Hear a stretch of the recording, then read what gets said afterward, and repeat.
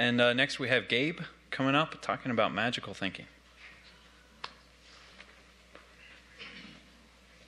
Howdy, my name is Gabe Ortiz, and I'm here to talk to you about magical thinking this evening. Before I get started here, I'd like to define what I mean when I say magical thinking. Basically, this is the opposite of critical thinking. So magical thinking is the interpreting of two closely occurring events as though one caused the other without any concern for the causal link. Basically, what this means is you're trying to establish causality in the absence of scientific evidence.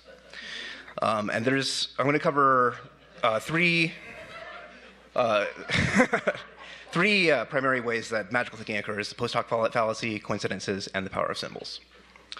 So let's start with the post hoc fallacy real quick. Basically, the post hoc fallacy is responsible for phrenology, among many other things. But basically, they took the skulls of a bunch of criminals and examined where the bumps were, and they figured out they could map that to their personality somehow, and basically it was a classic post hoc fallacy. Post hoc basically means that because two events occurred and one occurred before the other, the one that occurred first is the one that caused the second one. So it's a very clear way of confusing correlation with causation.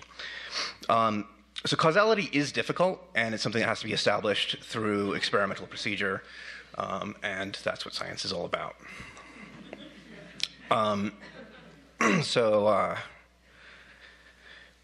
Causality, or rather the post hoc fallacy, is also responsible for the autism vaccine debate.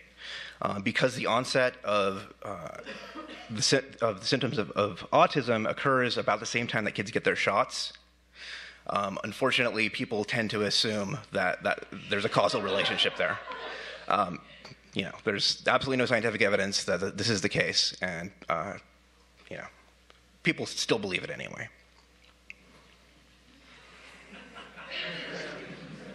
So the next thing we're going to talk about is coincidences, and basically the law of big numbers is that when you're looking at a really, really, really large data set, sometimes you get weird coincidences, and people don't understand statistics very well.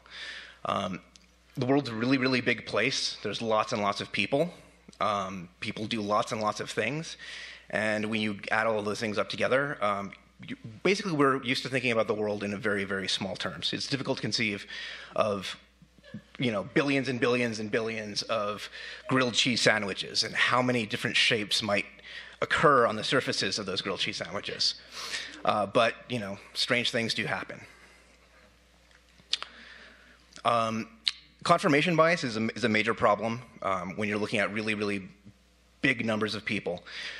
Primarily because if you're looking for a specific desired outcome, you will find it because you're looking at such a large number of people. And our brains are hardwired.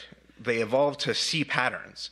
If you think that there's a tiger in the bushes and you're wrong and you run for no reason, it's not really a big deal. But if you don't see it and you're wrong, then that can be quite bad. But that's also why conspiracy theories are so prevalent. Is we do tend to see patterns. So I'm going to talk a little bit about the power of symbols. And symbols are very, very powerful. It's a very important part of human cognition. The issue with symbols is largely that we tend to confuse the signifier with what is being signified. So basically, if we're talking about something that's a representation of something, we tend to confuse that with the causal relationship with the thing that it's actually about, and sometimes it's very bad. So homeopathy is a really great example of this sort of symbolic thinking, and it's basically a form of sympathetic magic. For example, homeopaths actually think that sometimes if a plant is in the shape of a human heart, that it's actually good for curing heart disease. And then they dilute it to single parts per billion, which is just to increase its efficacy somehow, which is hilarious. But symbolism is also very, very important to mystical and religious thought, of course. So saint relics are serve the same purpose that psychic detectives use for personal artifacts, for example. And in conclusion, there are much better ways to establish causal relationships, and it's called science, and it's pretty awesome. Thank you.